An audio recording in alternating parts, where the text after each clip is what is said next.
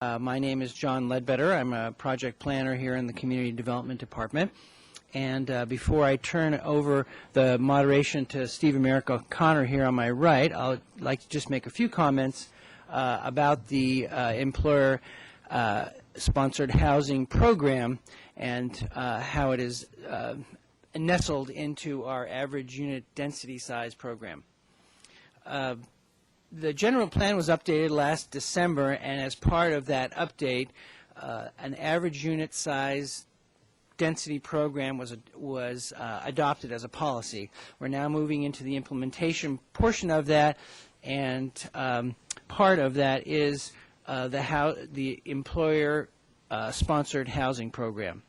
The idea behind the average unit density program is that there's a trade-off here between creating smaller units and therefore smaller buildings with less parking for higher densities and the preferred type of housing that the community would like to see. The highest densities in this program are dedicated, in fact, to those priority types of housing, of which there are three. The first one is rental housing. The second is co-ops, and then the third one, of course, is employer-sponsored housing. These priority housing efforts are being targeted or encouraged in three distinct areas, and you can see the map. There's two maps behind you there. One of them is the general plan on the right, and on the left is the average unit size density program. It's a little bit hard to see, but the cross-hatching there identifies essentially the downtown, the Milpas corridor, and then the commercial manufacturing zone, basically the Haley-Coda corridor that connects the downtown with Milpas, and then out La Cumbre 5 Points as those areas that are being targeted for these priority types of housing projects. These are all on an experimental basis, if you will. Up to 250 units will be permitted over the next 8 years, and so we're anxious to kick these off and get before the clock starts here. So focusing on today's discussion of the employer-sponsored housing, there's really a few key components to keep in mind. What we're looking for here, of course, is higher densities, as I mentioned, up to 63 dwelling units per acre as an incentive for the employers to build housing, as well as flexible development standards, including the parking requirements, open space requirements, and building setbacks. And, of course, affordability is key here. Below market affordability and flexibility are kind of the two most important parts of the program, in my opinion, and will be the key to its success. And these will be ensured through tools such as development agreements and covenants that run with the land. So, in other words, when a project comes in that is proposed by an employer or a consortium of employers, the idea is that they'll have that flexibility based on what the current market conditions are, the income levels, what their needs are as a business, and then they'll be able to negotiate that through a development agreement, and then that'll be memorialized through these covenants. The other portion of it is that to ensure that these units are maintained as affordable employee-owned units in perpetuity, which will, we hope, benefit both the employees that own the units as well as the employers that benefit by having a real incentive for the employees to stay on with their companies, and also as a recruitment tool. So that's my basic pitch about the program and how it is nestled inside this average unit density program that encourages these smaller units and smaller buildings. And with that, I'd like to turn it over to Steve O'Connor, who will be moderating today's forum and introducing our panelists. Thank you, Steve. Thank you, John. Welcome, everybody. It's delightful to see so many people at such an early hour. My own involvement in workforce housing goes back 20 years. I was involved in the formation of the Coastal Housing Partnership and also the Coastal Housing Coalition, which has focused a lot of energy on the problem of creating more workforce housing in the Santa Barbara area. If you talk to local employers, they will tell you that one of their principal challenges in recruiting and retaining qualified, high-value employees is the cost of housing. And if we as a community are interested in the economic vitality of our region, of our area, it seems to me that we as a community have a stake in helping employers address this particular issue. And there are a lot of employers who want to do it, but they don't have the resources, or they feel they don't have the knowledge, or they don't really want to devote a lot of time and energy to dealing with the issue because they have businesses to run. And so the purpose of the city's general plan change and the purpose of this panel this morning is to begin the conversation in the community about how the city, how the community can help employers deal with this particular issue. And I want to start off by thanking the city and the city staff, and John in particular, for taking the initiative to pull together this group of consultants, experts, and very experienced folks in the area and in the field who can start this conversation about how to accomplish this for the community. So let me take a minute to introduce the members of the panel. To my immediate right is Ed Soto. Ed is a senior loan officer with Bank of America. He is personally involved in a number of lending transactions with respect to the project, the housing project being built by Cottage Hospital on the site of the St. Francis Hospital site. And so he has a good deal of familiarity with a project that is in process right now. To his right is Detlef Peikert. Detty is an architect, a well-known proponent of affordable housing projects, has designed them, has proposed them, has shepherded them through the process, and is deeply involved in a number of the community organizations that I mentioned earlier that are also devoted to the topic. To his right is Rochelle Rose. Rochelle is the Development Director for People's Self-Help Housing, and that is one of those community groups. It's a nonprofit that is dedicated to the concept of building affordable and workforce housing in the community. And she also has personal involvement, sits on the board of a couple of these community groups that are involved in this project and in this process. To her right is Craig Zimmerman.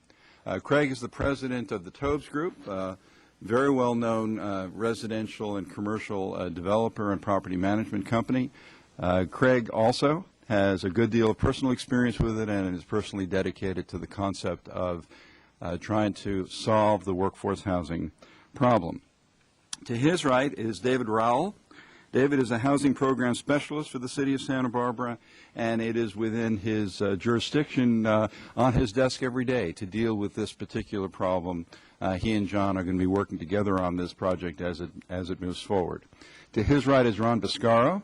Ron works with Cottage Health Systems. Ron is personally in charge of the St. Francis Hospital site project known as Villa Riviera. He has a good deal of experience, in fact, came from St. Francis, as I recall, and has worked at Cottage Hospital in a number of development projects since he joined Cottage Health Systems.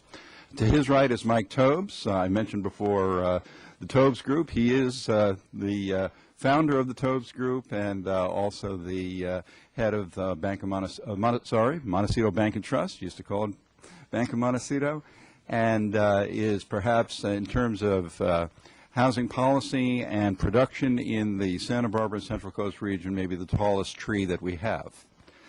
I would ask each of our panelists to be sure that as they speak, they touch the little button on their microphone, because this is being recorded. It will be broadcast on city television, so I would just want to be sure that you're all on microphone. My job is to ask questions, and then as somebody is going on too long, to ring the gong and to turn it over to somebody else. So we're going to try and move this along fairly crisply, but the idea is to both cover as many issues as we can and get into as much depth as we can. We have an active and involved audience, and our plan is to have a microphone available so that the audience can both ask questions and offer comments as we go through this process. We have a little under 2 hours to complete our work, and I say complete only because this is the first of these sessions. I imagine there are going to be more in the future. So let's talk a little bit about workforce housing, and what might induce an employer to participate or perhaps to decline to participate in a workforce housing program to try and get involved in taking care of the workforce housing needs of its own workforce. So, Ed, since you're closest to me, you're up first. Your thoughts about why an employer might either join in or not join in. Well, I've been doing, I've been doing a little bit of workforce housing assistance from the mortgage side for, about 22 years. The very first program I was involved with was back in '89, '90 with the Cottage Hospital program, which is quite popular in town. Many have heard about it. They call it the MAP program, which stands for Mortgage Assistance Plan.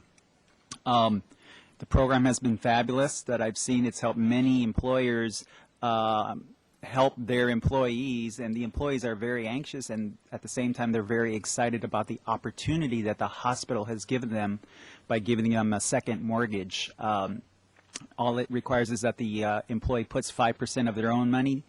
The hospital comes in with a 15% second mortgage, and the bank gives them an 80% first mortgage. So there's a benefit all around. But as this has grown over the years, if we're talking about what are the challenges for this project that we're dealing in right now, the Bella Riviera, their staff has now become employees in the housing arena, somewhat taking them a little bit away from what they're used to doing, which is their jobs as an employee administrator. Just to clarify, Bella Riviera refers to the Cottage Hospital housing project that is being built on the site of the St. Francis Hospital. So definitely it's a win-win, but an employer may have to make a decision: how involved do they want to get in the housing arena? Are they looking to house many, many employees? Or is it going to be a handful, a selected number, maybe upper-level, higher executives, if you want to call it that? Decisions need to be made in that arena. So, Ed, you did a nice job of answering both the question I asked and a better question, which is, what are employers doing now? So let's, as you're answering this first question, if you can think of examples in the city of employer-sponsored housing programs, such as the one that Cottage Hospitals had for a while, offer those up in the course of your answer. I think that's a useful place to start. Detti? Well, I've, over the years, have developed, actually, as a developer, a number of projects that tried to provide housing for folks who are having a hard time being able to afford it, but really had a desire to stay in the community and kind of build a stake in the community. So we've developed some projects that basically provided below-market housing pricing to residents of the city who want to own housing were unable to afford it, by creating kind of a unique formula for that. And that sort of made me aware of just how big a problem this is, how many people really are in this community who are renting, who really want to have a kind of a deeper stake in the community, basically, and who want to continue to live and work here but simply can't afford it. And even though we've had this, this economic crisis, I guess you'd call it, and drop in housing prices in our area, it still really hasn't made housing very much more affordable. And what I see is sort of a long-term, slowly developing, I'd call it a kind of a crisis that will seriously affect the long-term economic vitality of our communities if we can't provide housing for our sort of middle-income workforce over the long term. Ultimately we run the risk of being a community of retired people and service workers who can't actually live here, afford to live here. So I think that this is an extremely important issue. But I think that as far as employer involvement, it's clear that employers need to engage in the issue and participate to the degree that they can help employers or their employees stay here over the long term. But it's kind of a difficult thing because most employers, particularly smaller ones, are not in a position to be developers themselves. So they need to partner in some way with other developers or people who are in a position to actually shepherd a development project through, finance it, and all of that. An organization like Cottage Hospital that's been very successful is one of the few organizations in the city that was actually in a position to undertake such a a project, because of course they're developing their own facilities and they're used to the whole process of development. But there are a lot of smaller employers who I think find themselves in the same position, but are not really able to undertake a development project. So I think what it would take to get those kinds of employers involved is something that makes it an attractive investment for them, where it's clearly an investment in their employees in the long term and an economic investment in a development project where they see their employees benefiting and the employer itself benefiting from participation. So maybe as we go further down the road with this discussion, I'll lay out an idea that I have for kind of an employer consortium where smaller employers can get together working with a developer to produce housing for their employees. I'll talk a little more about those ideas later. All right, Rochelle? I work for People's Self-Help Housing, and we're an affordable housing provider serving the low-income population. So it's different than workforce housing. But I think the stresses of providing housing for low-income workers affects, of course, the workforce housing population as well in that market. So we've been around for 42 years. We build affordable housing in San Luis Obispo, Ventura, and Santa Barbara counties. We started out doing self-help home ownership opportunities up in San Luis Obispo, but we saw that the need was really great for affordable rental housing, so we're serving that part of the workforce.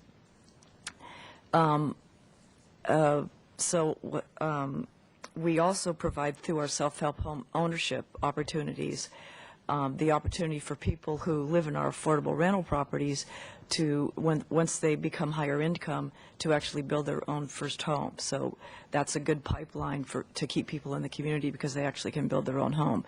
We haven't been able to do that in Santa Barbara South Coast because of the cost of the land itself.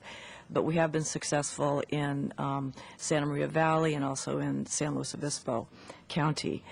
I would agree with Ed in terms of one of the biggest challenges in developing any kind of housing is the capital that it needs. And for many employers, it's a huge thing to get into the actual financing of these developments. We do it through what we call lasagna financing, so we have a lot of, maybe 7 different sources of loans and financing to get these projects going.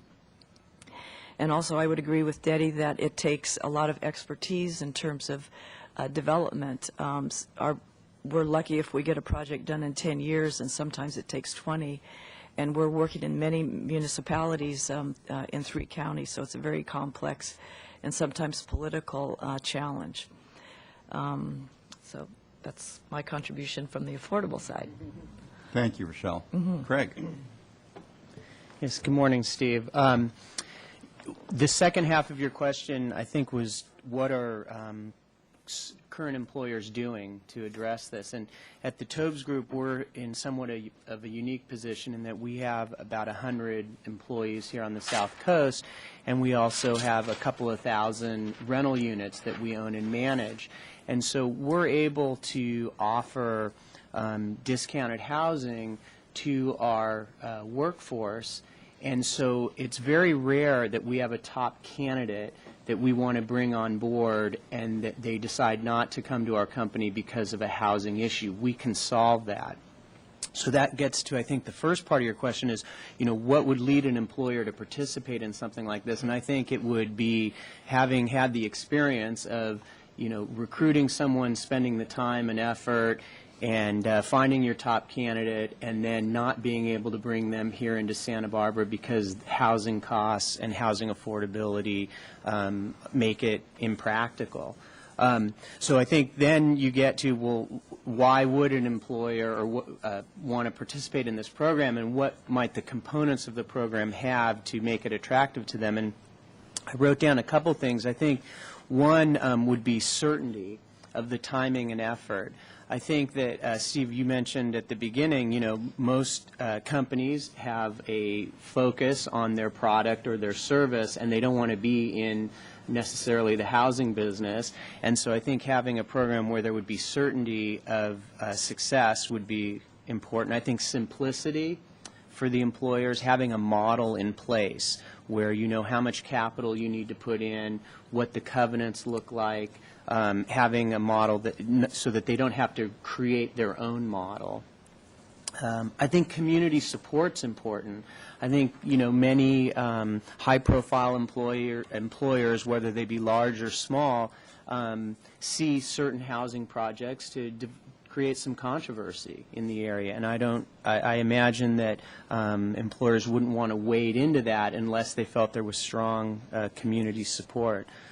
So I think those are three factors that we could create that would make employers who have lost great candidates to other areas want to participate in a program like this.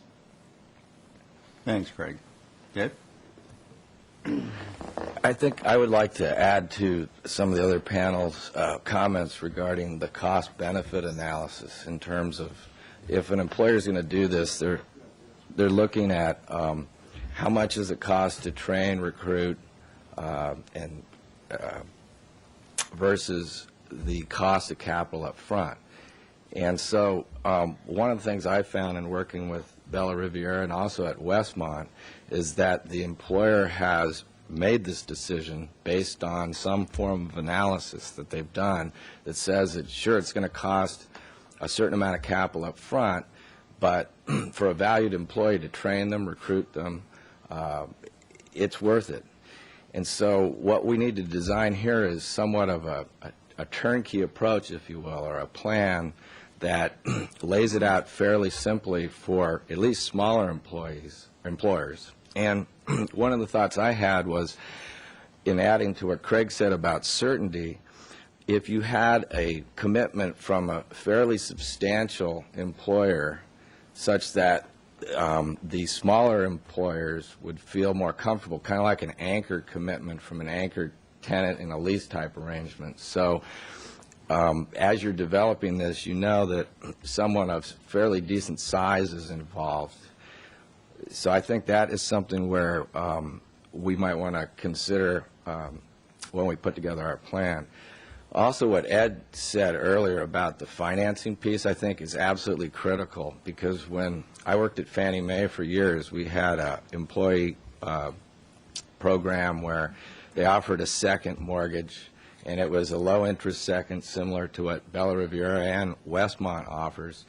And it really, really feeds into the ability to buy these things in the first place and the affordability. It lowers the monthly payment. You don't have to have mortgage insurance. And so all the way around, that's a mechanism to get people in the door. And maybe it doesn't have to come from the employer. Maybe a sponsoring financial institution could offer these second mortgages. And they don't necessarily have to be at below market rates. They could be at, you know, a reasonable rate, only because it allows you to get around the mortgage insurance premium and all the costs associated with that. You know, one thing I'd like to add to the cost-benefit piece is, and this is something you really can't put a figure on, is in looking at the experience I've been having with Bella Riviera and the people getting these homes, and for the first time in their lives they have home ownership, and the joy, you gain a tremendous amount of loyalty from your employees, and it's really difficult to put a dollar figure on that. So, Ron? Thank you, Steve. Morning, everyone. Again, being with Cottage over the last 10 years, we certainly have had our challenges in terms of deciding why to do this. I think so. The real question is, what was our motivation back in the early part of the decade? And I think as we saw continued erosion from a recruitment standpoint, we saw housing prices, go escalate, pretty much out of control in our community. we wanted to go beyond what programs we had in place. We had programs for rental assistance for employees, for hard to recruit employees. We had our second trust deed program, and we even saw that begin to dry up in terms of market because homes were just too expensive. We also noticed many people, more so than in the past, commuting. I mean, to our hospitals, and then, from North County, south of the Santa Barbara border. So, I think the motivation was there. I think was ripe for change. I think the acquisition of the St. Francis property by the Cottage Hospital system allowed us the opportunity to have the land to develop this. I think we knew this was a long-term commitment. We knew this would be sort of a 8 to 10 year process, and it's turned out to be about that, 10 years from start to finish. And so we made the concerted decision, I think, through our board of directors to make a commitment to housing.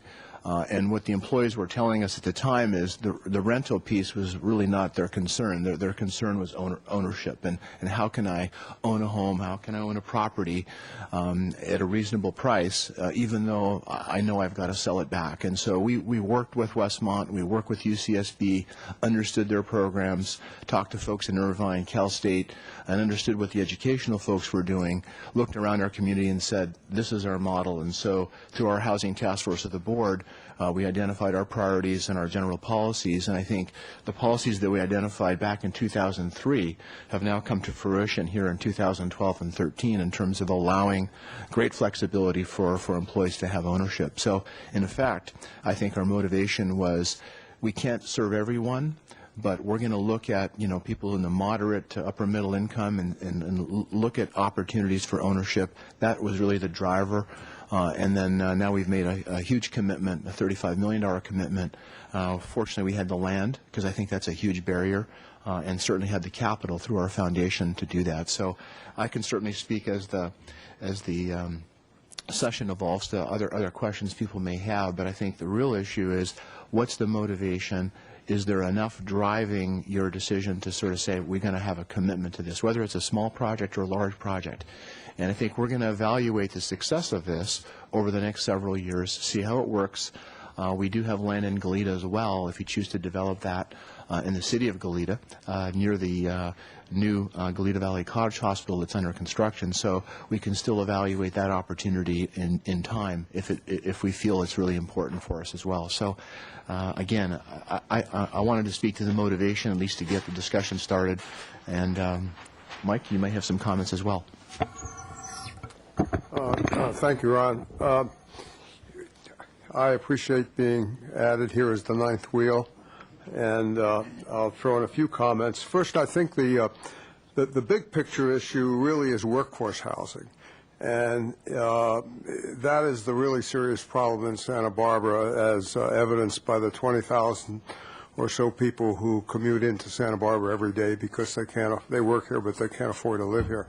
And employer housing is only one facet of that. The big picture is much larger than just employer housing, and I applaud the city for their new program because I think it's targeted exactly where it should be to encourage the development of some workforce housing. Very few companies have the size and capacity to actually develop real estate. I mean, you can name them on a couple of fingers. There's UCSB, there's Westmont, and there's Cottage Hospital. And there aren't many other employers who can do that sort of thing. There are a couple of major employers in Goleta I can think of, like Deckers and Citrix, which might be able to do something like that. The largest employer in the county is government.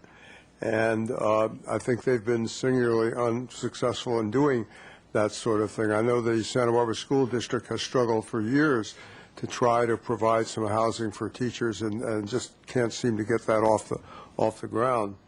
I know from our company's point of view, we are in a somewhat unique position. As a bank, we can provide exceptionally good financing for employees, and as a construction and development company, we offer discounts on both rents and sales prices to employees. But I think that to make it easy for employers, one of the best tools would be a model affordable housing agreement such as Cottage has developed. Now, I know they struggled for years to, and they looked at a lot of them, as Ron said, to come up with a document that worked for them. So I think many employers shy away from this because they just don't know how to go about it or what sort of documentation they should have if they want to provide housing for employees. I also agree with Ron that the real demand for employees is going to be for ownership housing and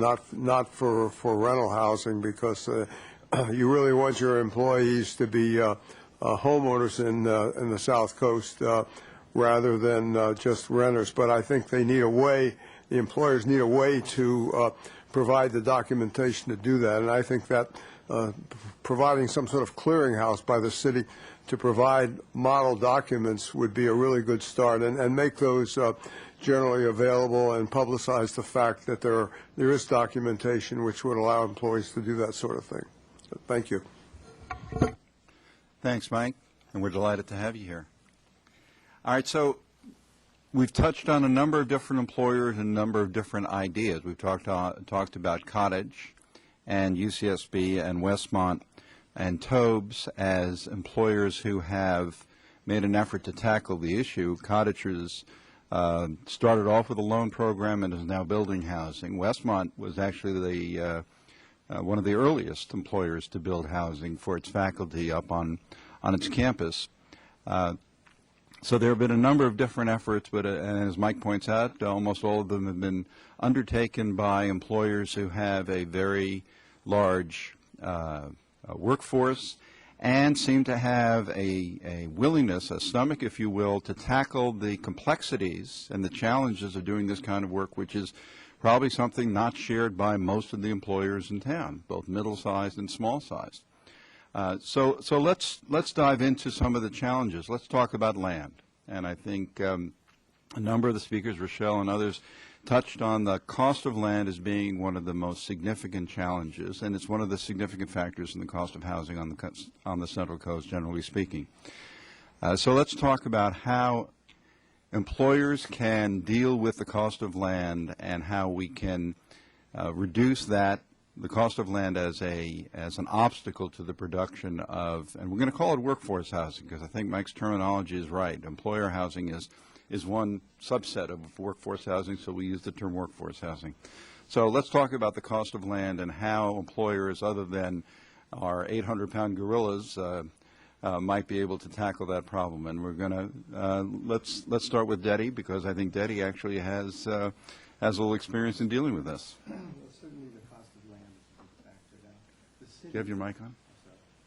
Cost of land is obviously a huge factor, especially in this area. And the city, by implementing its general plan with the higher density and the average unit density size program, has actually addressed one part of that, which is that if you can get more units on a piece of land, you're going to reduce the per unit land cost, simple arithmetic. And additionally, they also agreed that we could reduce the amount of parking required for these kinds of projects to 1 car per unit. And that makes a lot of sense. If you're in the urban core where you're close to all the services and everything, you know, I think that people can get by with 1 car in those settings. So reducing the amount of parking requirement also reduces the per unit cost. So right off the bat, you're taking a shot at reducing the per unit land cost of a development if you can get those two things working for you. Now, there's still the cost of development, the whole process of getting a project approved, which is very costly in our area. I think the city seems to be committed to helping developers reduce those costs by maybe fast-tracking projects or supporting projects as they go through the process. I think that's a really big and important factor, because there's a lot of risk involved in getting the approvals to a development project because of the uncertainty of what the outcome is going to be. The general plan has really helped. I think the fact that staff is supporting, and the city council presumably supporting, the programs that they've implemented in the general plan. So all those things help. Now, the next thing is actually developing the project and figuring out how to reduce the cost of the end product in a way where it's going to be more affordable and attractive to potential employers to participate in the development. And, again, this kind of comes to where I think the notion of a development consortium where, and the way I have conceptualized it and have actually carried it out in a number of projects some years ago, is to create a limited partnership that a developer is basically the general partner, and the employers participate in that partnership as limited partners investing in the end product that is produced in the development. This way, smaller employers who aren't developers, don't have that expertise, can invest with a developer who does have the expertise and the ability to obtain the financing and provide guarantees and deliver the end product. And simply by reducing the risk of the kind of general market when you complete a project, and by limiting the risk to the developer that he knows that product is going to be sold to employers who are ready to purchase it or employees, you reduce the sort of the margins needed to initiate a project like that, and thereby ultimately you can deliver the product at a below market price that makes it very attractive for an employer to participate as an investment in their employees. So they get this sort of dual factor. One is they're getting a below market unit, which is a good investment for that employer. And secondly, they're investing in their employee, whom they value and want to see stay in the community and have a stake, an ownership stake in the community, and have sort of a longer-term commitment to that employee. So I think that there are very real frameworks which can create this kind of employer consortium, that could successfully produce some workforce housing, if you will, where employers participate as investors. Could we have both Rochelle and Ron, both of you are in organizations that build housing, and so you understand the cost of land and how big a factor that is in the overall development economics. And I'd like you both to comment on this notion about how big a factor it is and what you think can be done to address it. And either one of you can start. Rochelle, why don't we start with you? I'm not, my job function is not in the actual development of it, but I can tell you from just observations that it's hard to get around the land issue. Due to the fact that we are a nonprofit, we're in the position to accept land as gifts, so that would be one way. If somebody in the community wanted to donate the land, that would be a big plus. And I don't know if that fits with the limited partnership model, but that would be one idea, is to market the idea that if there is land that that it could be donated for that purpose. In addition, I think the idea of looking at different kinds of housing, not necessarily for the upper income model, but Dedi and I have worked together on projects which are infill. For example, Casas Las Granadas, which was very successful in because it was infill. It's the piece of land that was across the street from the library on Anapamu Street, in between State and Anacapa. So in that situation, it was a very narrow piece of land that was put onto the side of the Granada parking building. And in that case, it was preferences given to low-income workers. They can't have cars, and they work in the downtown area. So there's a certain part of the workforce that living downtown, close to services, where they don't need cars, because a lot of the younger people that are upperly mobile, they would like to get around on bikes or walk or those kind of transportation models. So is that an ownership project or a rental? It's not. It's rental. But in other communities, that is an attractive model. Mm-hmm. Right downtown infill. So that would be another idea in terms of getting some land. So we're talking about donations. David, we're going to come back to you in a minute about whether or not there's city land or land that might be suitable for donation that you think that might be in the inventory. But first to Ron, tell us a little bit about Cottage's experience with this. Sure, and I think, as I said earlier, the fact that the St. Francis property became part of the Cottage Health System through its foundation was a key factor in our ability to develop Bella Riviera and the commitment that we've made to it. I think in practice what has occurred, if you look at the way we have sold these units to moderate and middle income employees predominantly, I'd say, David would say 90% or more are folks who combined income between maybe $50,000 and $100,000, and I think the average price of a unit of a two-bedroom condo for us has probably been around $290,000 versus market units that have averaged about $750,000. So that's the benefit that it comes along with that unit. So we're talking about $500,000 a unit in terms of the, if you will, the subsidy. Well, I wouldn't call it that. What I was going to say, Steve, is that, you know, when you look at it, when you drive it down on a per square foot basis, the cost of building the property is essentially equal to about the cost per square foot of selling it. So there is no profit there for us, certainly on any employee unit, and the land is outside of that.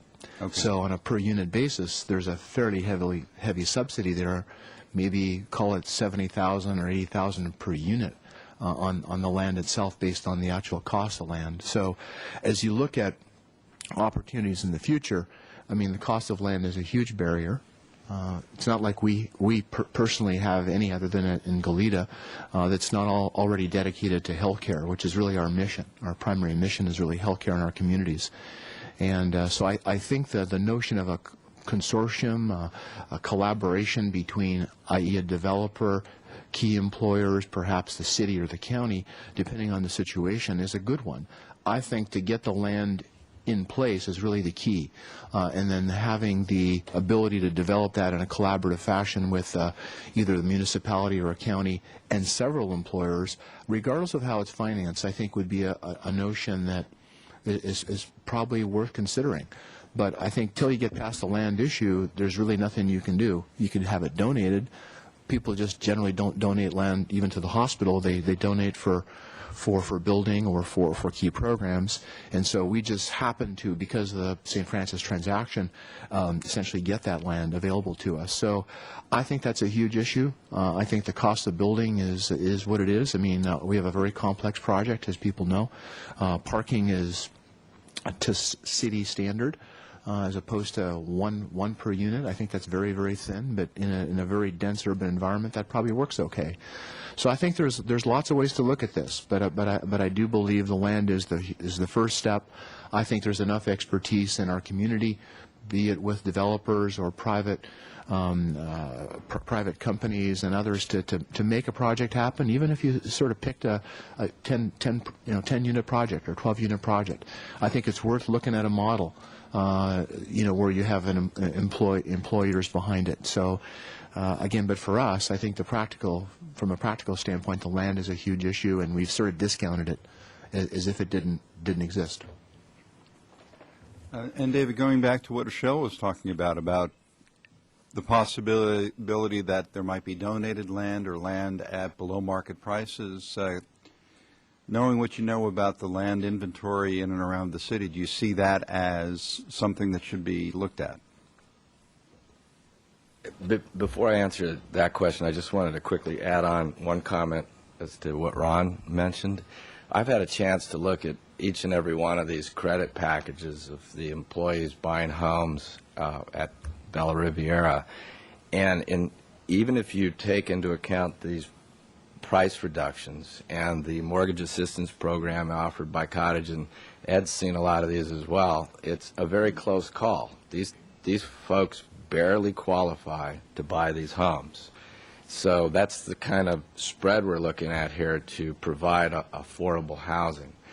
As far as the land and comment, as far as donating from the city, I'm probably not the person to have to be able to comment that or have any knowledge. I know we have a few city employees in the audience that may want to address that. If not, we'd probably have to talk about that at some other time. No, we'll toss that to Betty after we There you finish. go. Okay. Oh, Betty's going to catch it now. I also don't have a complete inventory knowledge of the city land resources, but just want to state that with the dissolution, I call it dissolution, but it's dismantling of the redevelopment agency in the city of Santa Barbara, the status of a number of city-related, RDA-related properties is still in question. So that process is affecting the city's land inventory. So I'm not sure, at times in the past, we had looked at, say, the commuter parking lots in the city. We have one on Carrillo and Castillo Streets, and then just down the road here on Coda and Santa Barbara. But again, we're at a point right now where there's some uncertainty in terms of city-owned land. There have also been some inquiries in terms of, I think Mr. Topes mentioned it, working with the school district. The school district is also a party in this redevelopment agency process. So I think we'll need to see where we come out in the community, after this process and look at, so I really can't comment in any detail on that at this point. All right. Steve, if I may interject one thing with what David said, we're talking about models here. Maybe we can start throwing out some concepts as to what goes into this model, but from the financing side, what I've noticed is Dave said these employees are just marginally qualifying. So the numbers that I'm seeing, and Dave, correct me if you see something different, but for a $200,000 unit, that income that's qualifying for that $200,000 unit is about $55,000 a year. And if you kick it up to the upper end, the 3 bedrooms that Bella is selling, going up to $399,000, that would be an income hovering right at around $100,000. That's about it. That's where you're at. Anything less than that $100,000 will probably not qualify for that $399,000. Anything less than that $50,000 income, $55,000, will probably not qualify for the $200,000 lower end unit.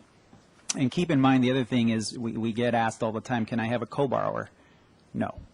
No, this is only for owner occupants. These programs pretty much do not allow for non-occupant co-borrowers. I'm just going to add one thing regarding the land. I'm sorry. Let's see. That there's also the possibility of landowners, private landowners participating in the development in some manner. I know we're exploring some options like that now for some workforce housing with some landowners, and I think there's an openness to that type of participation that could help to moderate the land cost issue. So the landowner becomes a partner in the project, donates the land as the owner's capital contribution, if you will, to the project, and then enjoys some of the profit participation from the project. Exactly. Okay. Craig? Well, that I was going to mention something along those lines. We've used that model in the past, I think, very successfully. And one of the things that will motivate a landowner to do that, again, and to allow for more affordable workforce housing on their land has to do, again, with kind of the certainty and the timing. Land value is a function of alternatives. If it's going to take 8 to 10 years to process a project and someone's going to sit on their land, they're probably going to be a little more biased towards trying to do the $750,000 condo that Ron alluded to versus workforce housing. But if there was a way to show that landowner that there really was a shorter path than 8 to 10 years to put to redevelop their land to get income generating either rental product or a workforce housing for sale project on their land, I think there'd be more motivation to look at more reasonable land costs and land value. Mm-hmm. Any other comments on this question of land value? So let me pivot a little bit to the issue of process and expertise. And Dedi's already talked a little bit about that, the idea of a consortium. You'd have an experienced housing developer who is organizing the consortium. Perhaps you have a landowner contributing land. You've got a number of employers interested in buying 1 or 2 or 5 units in this project. Does that solve the expertise problem? Does that get an employer past their natural reluctance to get involved in land development activity, since it is outside of their own experience, outside of their own sweet spot, and frankly makes a lot of employers and business people pretty nervous about being involved in the land development process? It is, as somebody once observed, land development in Santa Barbara is not for the faint of heart or for the shallow of wallet. And so it's a daunting prospect for most people here, and including people who are not professional land developers. So does the model that Dedi was suggesting with a developer, an experienced developer at the helm, does that sufficiently address the problem, and are there other things that could be done to lower the anxiety level of an employer interested in participating in the program? Thoughts? I'm going to open it up to volunteers. Mike? I think that the best opportunity is for owners who have excess land that they already own to see that providing housing on it is can not only be a good investment, but a good thing to do for the community. One of the largest owners of excess property in the city outside of government is probably churches. A lot of churches have excess land, and a lot of them are interested in providing affordable housing, but obviously they don't have the expertise. I think when you're talking about going out and acquiring a site, the developer has to put up a lot of money to do that. It costs a lot of money to go through the process. But if there's land that's already owned that an owner can put into a joint venture, that makes it a lot easier. When you look at the 3 successful employer developed projects on the South Coast, UCSB, Cottage, and Westmont, they already own the land. And that makes a huge difference. So I think finding people, companies who own excess land that would like to put it to work in this way is probably the easiest path to follow. David? I would think also that owners that don't own land, other employers, 2 things that might overcome their anxiety. One would be to have a more specific plan with details and maybe even some type of prototype, which would include the documentation and the steps in conjunction with what I talked about a little bit earlier, and some of the others on the panel, about a cost-benefit analysis, where there's some studies on the cost to recruit, train, versus the amount of capital that they would employ to make this work. So, if you will, kind of a marketing package to the employers that do not own land. Ron? Well, I think the question is really more about, how daunting is it, once you have land and sort of some motivation. And I think Well, you've been through it. How daunting is it? Well, I think it depends on where it's done. Certainly, if it's done in a neighborhood, you certainly are, you have to deal with the neighborhood. We build a new hospital, and we deal with the neighborhood around us, more so in Santa Barbara than Goleta, which is surrounded by, commercial buildings, and there's really little impact. No different for housing. I think in doing it in the Bungalow Haven district, there were some issues there and a lot of concerns, and they had to be dealt with. So if we're looking at doing something like that in an urban environment, in a high-density area where it's kind of an expectation that you can do that, call it Alon Chapala, call it anywhere in the city of Santa Barbara, I think it's probably a lot more palatable than if you're trying to do something in a huge neighborhood situation. So I think if the city is behind it, if we're talking about city now and developer / multi-developer / some employers, I think if everyone's on the same page, it still takes time to get through that. If you have to do an EIR, it's a big issue. there's a lot of upfront costs to developing these projects, especially in a larger project. So it might be wiser to start smaller in terms of trying to do something than being very large. And I think a large project has more impacts. So I think if everyone's on the same page, if there's a collaboration, and the city, for example, as the municipality is involved and can cut corners and cut the risk of not wasting too much money at the front end, I think it can be a very positive experience perhaps for some people who are willing to make that effort. Betty. Thank you, Steve.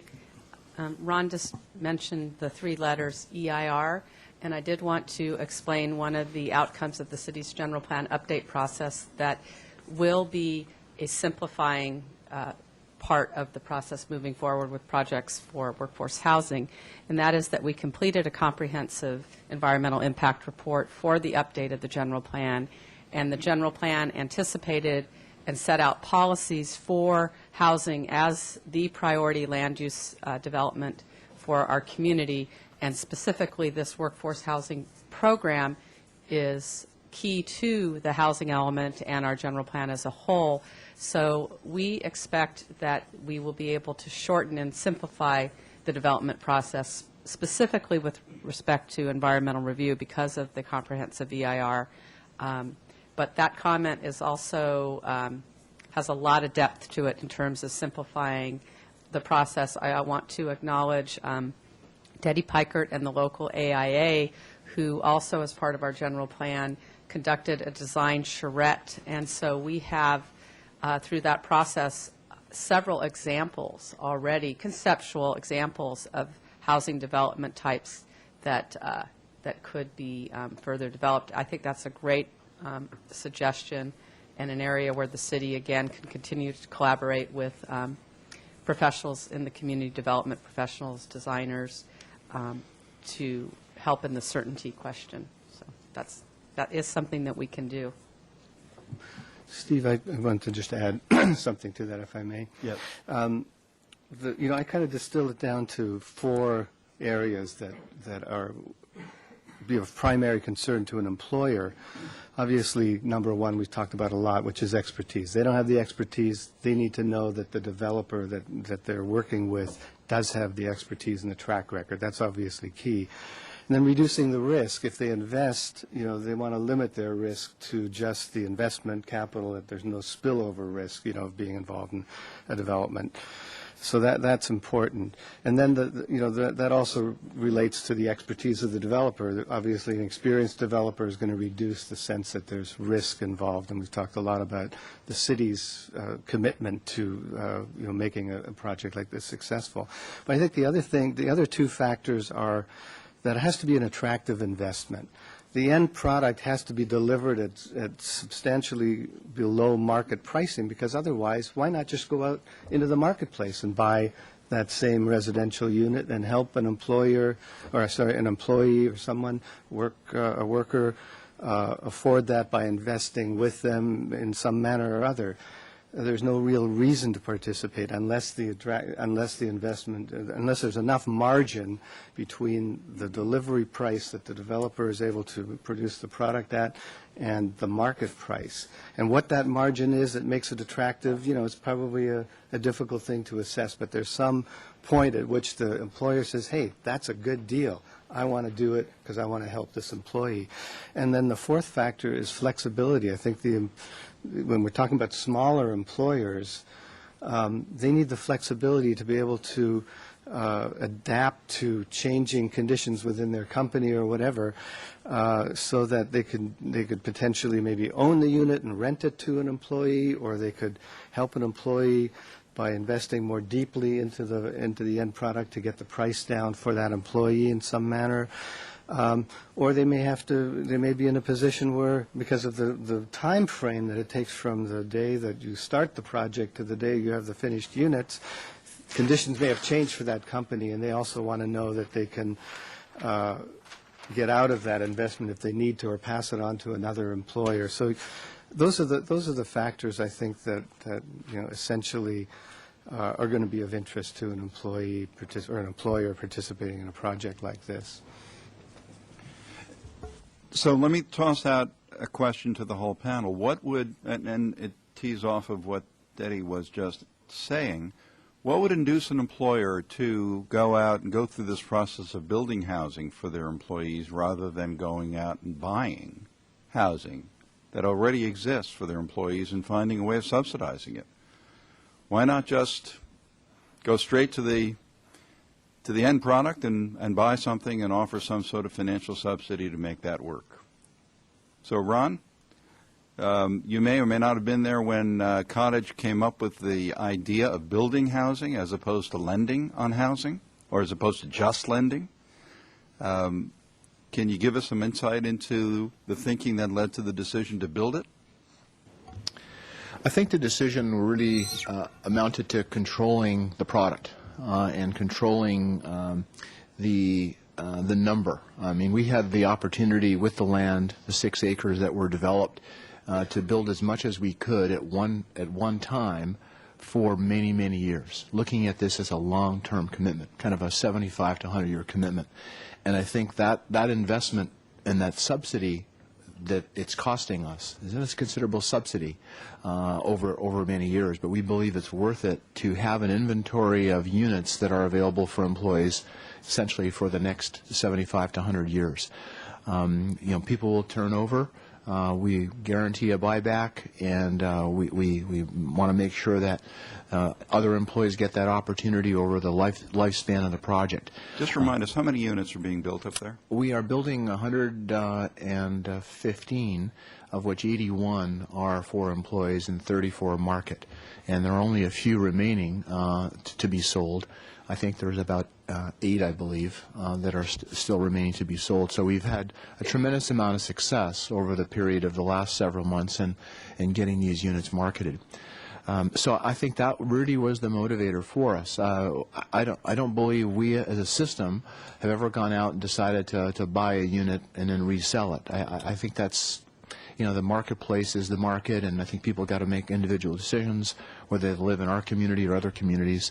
And the same with rental housing. That's not been, we don't have an inventory essentially of rental housing either, other than what we might own in Goleta, and that's just because we acquired some land. So I think we have focused on trying to build a product that I think has a long lifetime, that people will have numerous opportunities over the span of that product to do that, and we committed to the subsidy. So I think it was a conscious decision because we had the opportunity and because that land was used for its highest purpose, we believed, in terms of developing housing for it.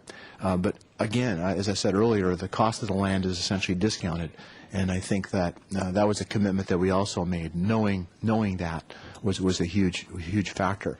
So in terms of looking at a money-making proposition, it's really not that for us, and I think it's very hard to get people to get motivated because you're not going to make money in an employee or workforce housing.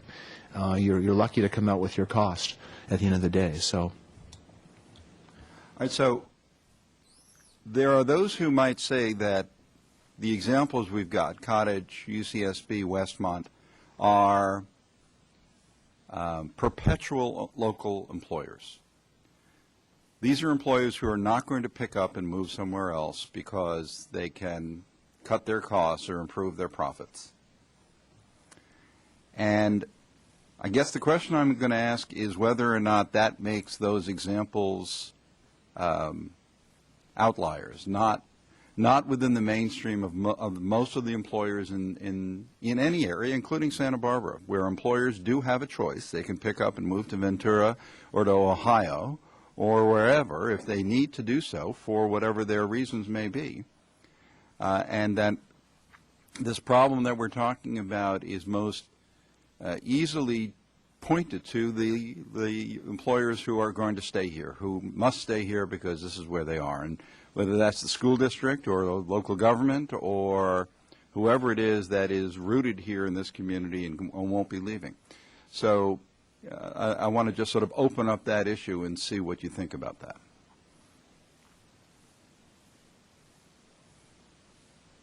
Uh-oh. I think, did we just stump the stars here? Well, I'll try. All right, great. I'll just give it. I mean, I think there's some truth to that. And I think that that's one of the reasons that the community should be motivated to want to tackle this problem, because if the only employers we end up with are the ones that have to be here because there are no other choices or no other alternatives, you know, I'm not sure what the community would look like. I think Goleta being an example of an area, we've seen it in our commercial projects where terrific ideas are created, great businesses are created, high-wage jobs are created, and then that company is sold to a larger company, say a Fortune 500, and eventually it's moved out of town because of the inability or because there are lower-cost areas to do business. So I think we won't be able to avert that in all cases, but I think a workforce housing program can at least address those employers that want to remain here, that want to keep the higher wage jobs here versus just the service jobs. I don't know if that addresses your... It does, because you're talking about a strategy for maintaining a vibrant, private economic sector. Exactly. And that what I say may be true, but it doesn't really deal with the issue of what kind of a community do we want to have 20, 30, 50, 80 years from now. And if we want to have the community with that vibrant private sector, then this becomes an important program to pursue. And going back to, I think that the examples that we have here are unique in that those companies and organizations own their land. So the question is that Steve asked earlier, why wouldn't an employer just go into the open market and buy a home or a condominium and underwrite that? And I think it goes to what Debbie was saying is the spread and the difference between what market rate housing costs and what a typical employee can afford.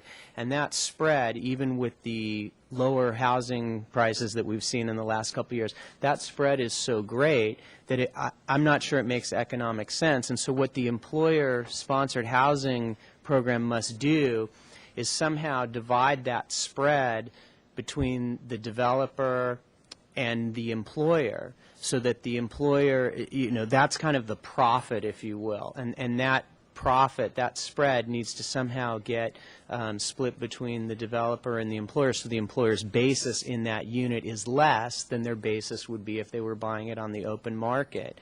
And again, I don't mean to just beat the drum, but the way to reduce that risk and have a developer willing to take less profit really deals with the time and certainty and development hurdles that one often finds on the South Coast.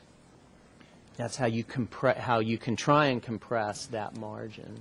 Of course, that's one element of the calculation. I want to go back to one of the first comments made about why employers do this at all. And we were talking about the cost of training and retaining employees.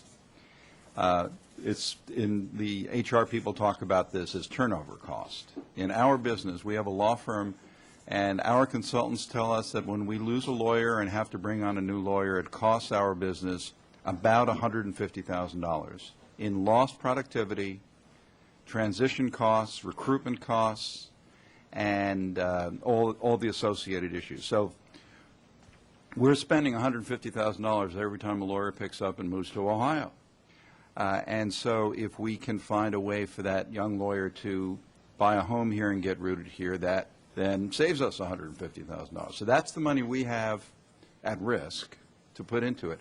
Should other businesses undertake a similar kind of calculation, try and figure out what it costs when they lose one of their employees as a way, and maybe the community can help them do that as a way of figuring out what they lose. And they don't even, in many cases, I would guess, they don't even know it, or they haven't figured out a way to calculate it about what they lose. They know instinctively that their business suffers when they lose their important employees, but they don't know how much it costs them. Should we be trying to help them understand that as a way of increasing their interest and openness to this idea of participating in a consortium of the kind that Debbie's talking about?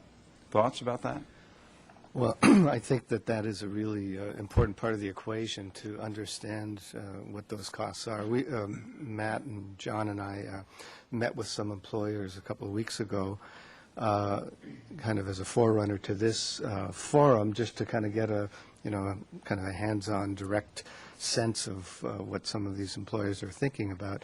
And I remember one of them said that the cost to train their employees, just the training costs, they had analyzed to be about $70,000. So right off the bat, any of these sort of higher level employees, it's costly to train them, and if you want to retain them and retain that investment, then you want to make sure that they have the opportunities to take root in the community, so they have a stake in the community. And having housing that they own is obviously one of the factors that gives them that stake in the community and the desire to stay here long term. So, Mike? I think the fact is that homeowner employees are much stickier than renter employees. Renter employees move much more frequently, move out of town more frequently than homeowner employees. So encouraging home ownership for key employees so that they don't choose to move to another community, I think is really a very good message to send to employers. Ron? I think retention, recruitment were key factors, and certainly are committing to the project. I think when it all came down, I think retention was the real key issue for us.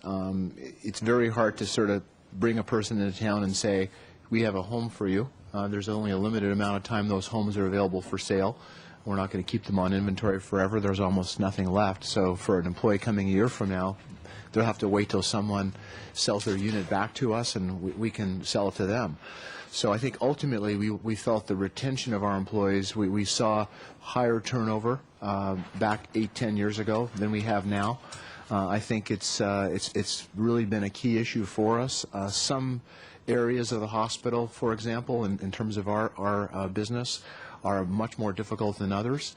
And so I think retention in the context of the affordability of our community was really a big driver in terms of our development.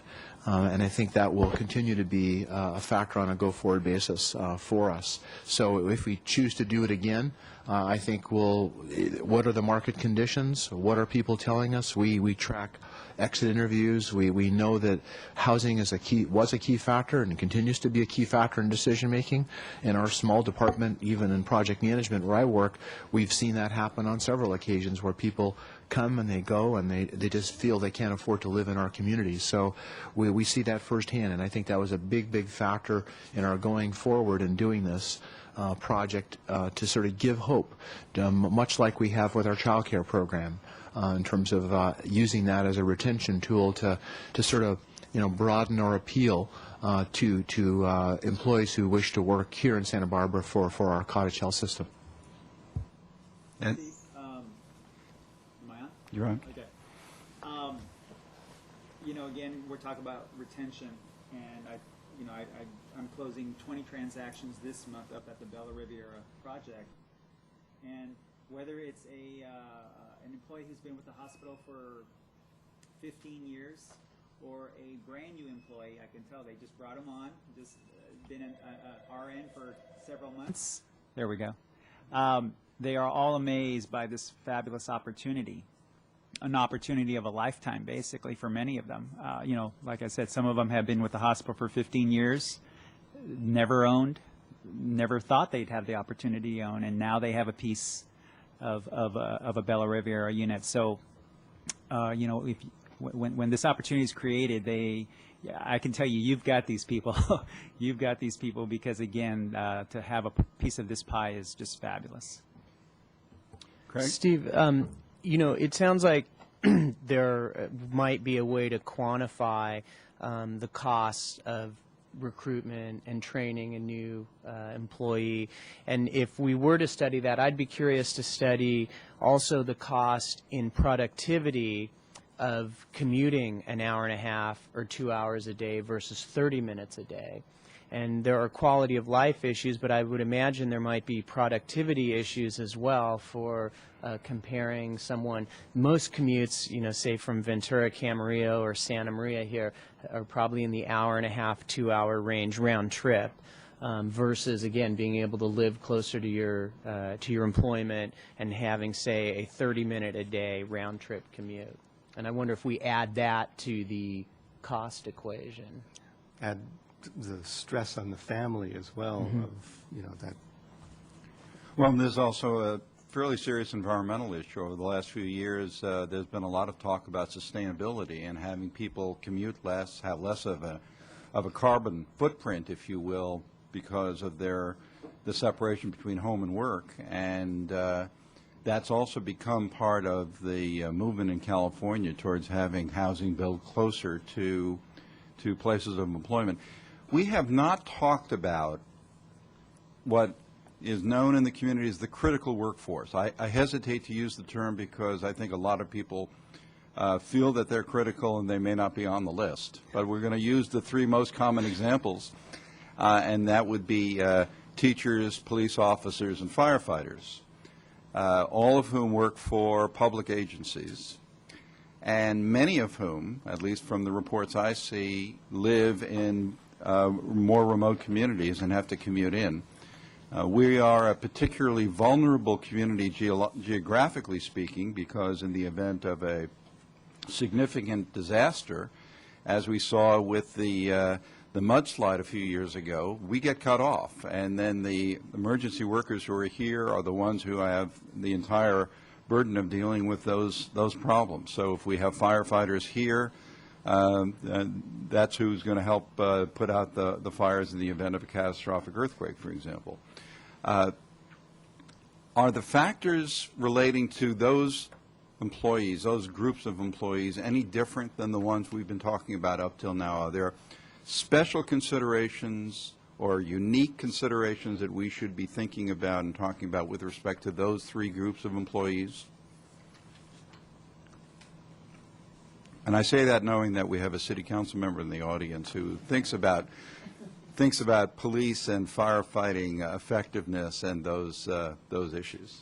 Well, it seems to me that those employers should be particularly concerned and would be, you would think, be even more motivated to participate in a consortium, for example, with government funding to ensure that those critical employees, are here in the community, living here in the community. So I think that's an interesting question for the government to consider whether, and those agencies to consider whether or not they would invest in those employees under the right circumstances.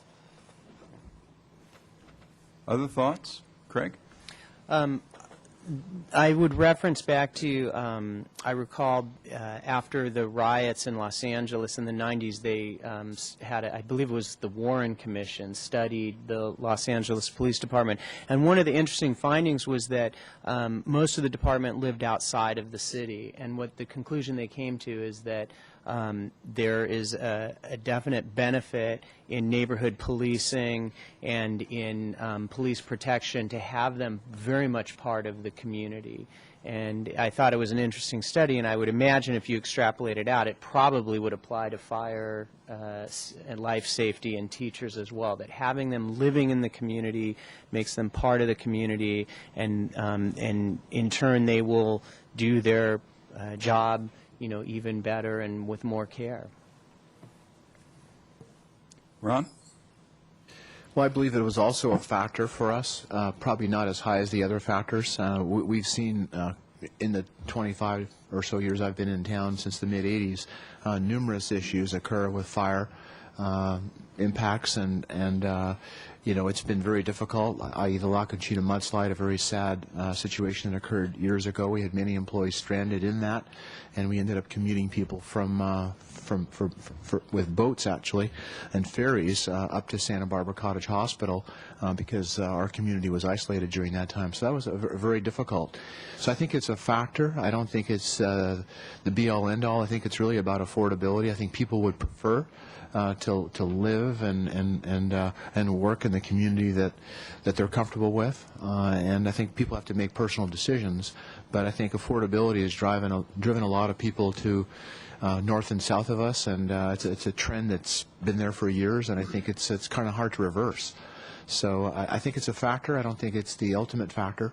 But I think it was a piece of our decision as well. David? Yeah, I'd like to add on a little bit to what Ron said. I also have the affordable housing program for the city, and we have what's called an interested buyers list, and many of the critical workforce employees are on that list. And we have lotteries, and they cross their fingers and hope they're the lucky winners. But in terms of their income, they pretty much land in the same area as, say, a nurse.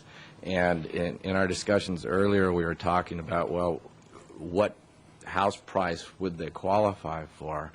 And that's really kind of the price that this product needs to be delivered at, especially if you consider the fact we're at historically low interest rates. So if we're able to create a model that, you know, once again, many of those folks for cottage barely qualified, even with the dramatically reduced house prices, low historical interest rates, and a second mortgage provided. So it is really an affordable issue, just like many of the other employees in town. And in that price range, you know, there's also the availability of the amount of cash that they have for the transaction. Many of them are just barely coming up with their own 5% to the table, plus closing costs. Rochelle? I'd just like to comment on, you know, what is critical. I think as a community, we're very interrelated, and when some of these emergencies came up, I remember going to Sansom Clinic, and you couldn't get an appointment because there was no front desk people. They couldn't get here. People couldn't come to work because they didn't have child care. So I think you know, even the low-income workers, you know, middle income, whatever you consider critical, it's all interrelated because you can't get there to do your job. Yeah, I hope I wasn't understood as saying we only had 3 categories of critical workers, because clearly there are more. Attorneys perhaps less so. I will acknowledge that. Let me throw out another question, and this is to Rochelle and Ron. The idea of having housing for various income groups on the same footprint. So, Rochelle, you build housing, and your projects are all for people in roughly the same income group, and the pricing is all roughly the same, varies for square footage, but on a square footage basis, I would imagine it's pretty close to the same. Ron, your project is being has 2 categories of housing, as you've described it, 71 units for employees, and then another 34 units for, described as market rate, whatever the market will bear. Tell us about the relative advantages and disadvantages and challenges of those 2 models, and which one should be thought about for Detti's consortium idea. Or maybe both should be thought about. So you can, it's a toss-up between you as to who goes first. Well, we're mostly in the rental business, but I think there's some groups that we haven't spoke about that affect housing for workforce, and one, of course, is seniors. So the seniors that are aging in place in big homes on the Riviera, they're taking up a space where maybe a doctor could come and would want to, you know, purchase that home. A successful model that we have in Santa Maria, where, of course, the land prices are lower, as we have a complex that has 3 different phases to it. One is for affordable low-income workers, one is for seniors, and one is for disabled. So they're all managed by, you know, one property manager. They share parking lot, but it addresses the need for housing for special needs groups, which is part of our mission. But certainly once you put in senior housing, which is greatly needed in this town, you free up other housing. Ron? Well, our development is, like I said, 70% affordable or for professional units and 30% for market. I have the privilege of continuing on as a board member of the association. Now that we have developed this, we've had our first phase occupied, our second phase is occupying right now, and our third phase later this year. So we're seeing, you know, as we move through the actual issues of a community, I think a lot of good interaction between our market owners and our employees. Our employees are from all walks of our hospital, from all kinds of different departments, all kinds of different income levels. So I think we've got a pretty heterogeneous group who are owning this property. I think for us, our key decision that was made back in 2003 was how affordable could this be? Could this be 100%? Could this be 50%? And I think we settled on what we thought was a maximum level of affordability that exceeded the city's inclusionary ordinances and expectations, but enough so that our subsidy wouldn't be as huge as it could have been. And so I think that's the balance. I think for a consortium to do 100% affordable housing is very difficult because the cost of building is essentially equal to or greater than the cost of selling. And that's what we're seeing in terms of our loan processes for employees. Most of the employees who are buying these units are moderate to middle income. And so there's really no profitability there. So I think a balanced approach is important. And so if there's a model out there, I think it probably should consider affordability as well as market-based. I think for any developer, be it a private or a nonprofit developer, I think it's important to have that balance if feasible. So I think each situation is going to be different. For us, we made a decision, we went with it, but I think it'd be very interesting over the next couple of years as the community develops itself and evolves. Thanks for that, Ron. All right, the audience has been very patient with us and listening all through this. If you have any comments or questions that you want to throw out, we have a microphone available for you. John Campanella, who is a member of the City Planning Commission. John? Thank you, Steve. Thank you, Steve, and thanks to the group. Very stimulating discussions and really considering a lot of sides of the issue, and nice to hear the success stories as well. Just picking up on Ron's point a little bit is balance, I think, that how to avoid a significant subsidy, so significant that you can't get people to play in the game to begin with. And unfortunately, when we talk about land in the city, we're not talking about land, we're talking about, in a lot of cases, income-producing property, non-residential property. So what you're trying to acquire is someone who has an income stream that they're very happy with, or you might think they're happy with, rather than it being vacant. So what type of price can I get? So that's your competition. How do I get land that is producing income to someone who is in their own personal or family situation and make it attractive for them to part with the property? So I think that's part of the challenge, and I think we have to be aware of looking at various solutions that other communities may have tried, and that is it housing below market that's only produced with regular market housing? Is it economic development that's done at the same time, which is key? In other words, higher paying jobs get produced in the same area that you're trying to produce the housing. Is it better utilization to provide all of those in community features? So I think we're going to have to look out, not particularly in this conversation, but I think if you're going to try to get the raw commodity of land to try to equal prices that are affordable, especially with interest rates going up in the future, et cetera, is we're going to have to look at other aspects of making development attractive along with the target group that we have for the housing. So I just want to add that. And I think as a city, we could be looking at how other cities are coming along without redevelopment. How are they starting to produce and redevelop their areas by not only using nonprofits, but also for-profits who have an economic gain and tax advantages for participating. I think that's a big one. For-profit companies have tax advantages to make investments, and for-profit projects also produce property tax revenue for the community. So we have to look at all of that economic balance. It's a bigger issue. It's not particular to what we're discussing today, but it's certainly part of a bigger issue that can help get employer and employee housing in town. Thanks. Thanks, John. Any comments, reactions to what John said before we move to the next question or comment? Okay. Anyone else from the audience want to offer up anything? Really a comment rather than a question. Tell us who you are first. Mark Whitehurst with Casa Magazine, but just here to listen in. And I kept hearing the word models and creativity. And as a movement, workforce housing, just my reaction to everything that I heard, because I heard lots of good information, was the perception of density.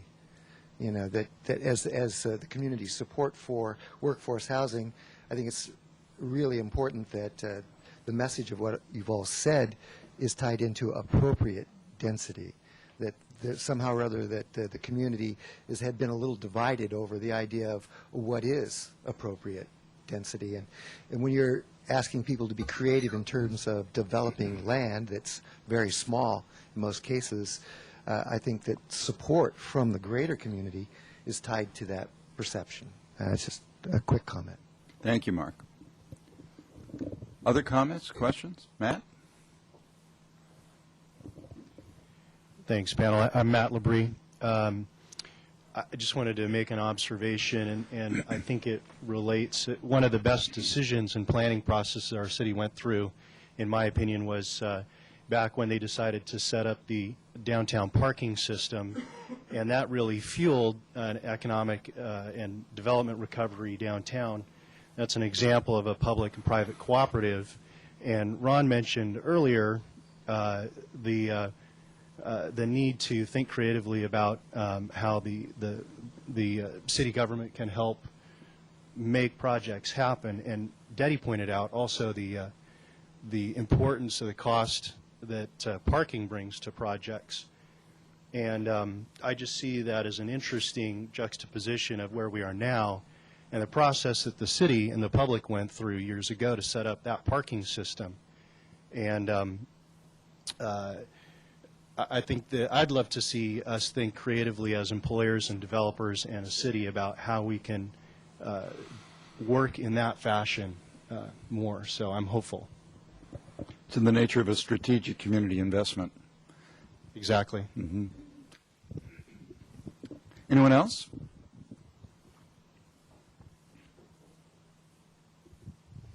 Hi, my name is Hillary Blackerby, and I just had a question about especially the cottage project. You know, if they separate employment, they leave cottage for some other place eventually. If it's, you know, something drawing them from some other place, they just have to go. That's one thing. But what happens when the workforce and the workforce housing retires and isn't part of the workforce anymore? And in theory, we hope they've lived there for, you know, their career, 30 years or whatever. What happens to them then at the point where their earning years are kind of over and hopefully they've got some type of retirement put together? Where do we put them next, and does Cottage have a plan for helping people transition into that? Actually, the way the policy and the covenant is written, we made the decision up front to not make these units available in perpetuity to somebody or an employee or employees. We really thoughtfully went through that discernment process back in 03 and 04 and decided that because we were making such a long-term commitment for affordability, we really couldn't tie the cost of developing that unit ad infinitum for one individual or a couple of individuals. So there is a buyback, guaranteed buyback from our Villa Riviera Real Estate Company, which is a separate for-profit company that we developed with the sole entity controlling that being our foundation, to tell that employee when you're ready to sell, be it if you move to another community or you retire from Cottage, we're there to buy it back. And essentially they're going to get that capital appreciation over time based on the city's area median income and whatever that price is in the future, 20, 30, 40 years from now. But we stopped short of telling those employees, you know, it's yours forever. UC Santa Barbara does that, and obviously their inventory gets gobbled up, and they've got to go develop some more. And so we didn't want to be in that position based on this long-term investment, and I think that was a fair approach.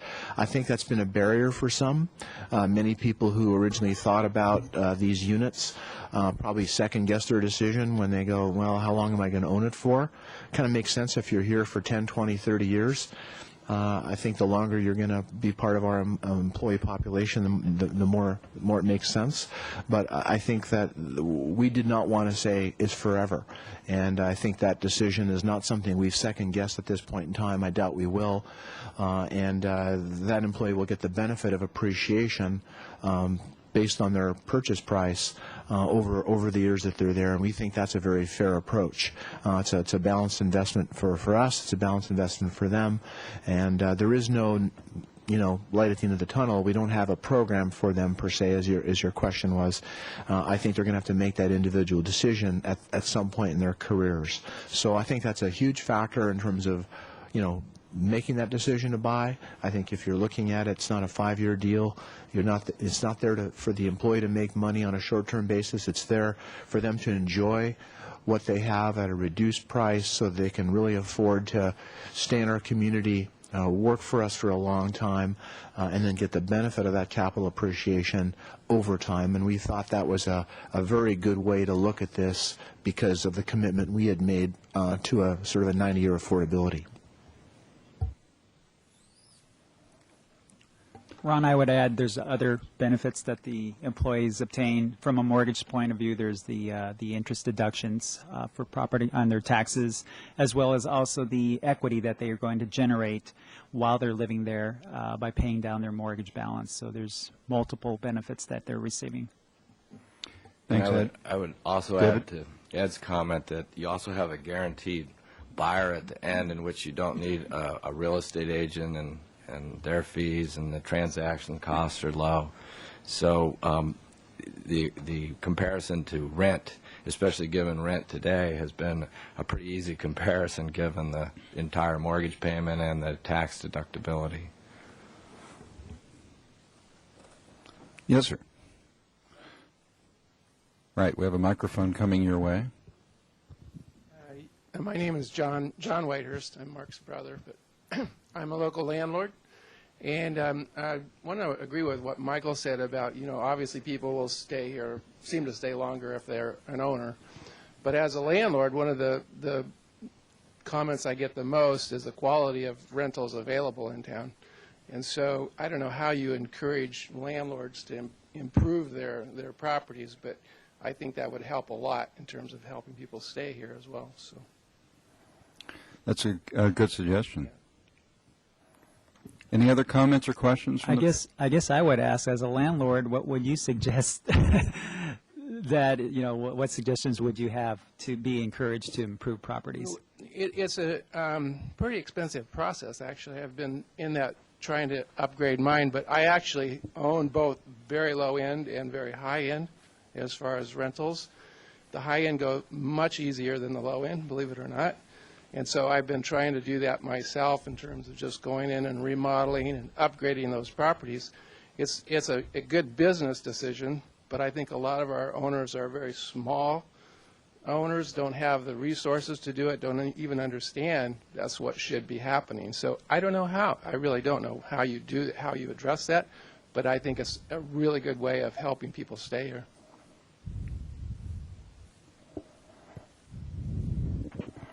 Other comments or questions from our audience? All right, well, I think we've reached the closing ceremonies portion of the day.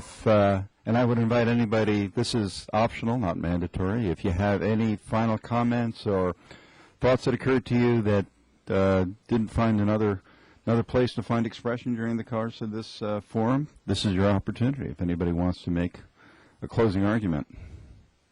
No? All right, well, let me offer my thanks to Ed Soto from Bank of America, Detty Piker from the Pikert Group, Michelle Rose from People's Self-Help Housing, Craig Zimmerman from the Tobes Group, David Rowell from the City of Santa Barbara, Ron Biscaro from Cottage Health Systems, and Michael Tobes from the Montecito Bank and Trust, and from the Tobes Group.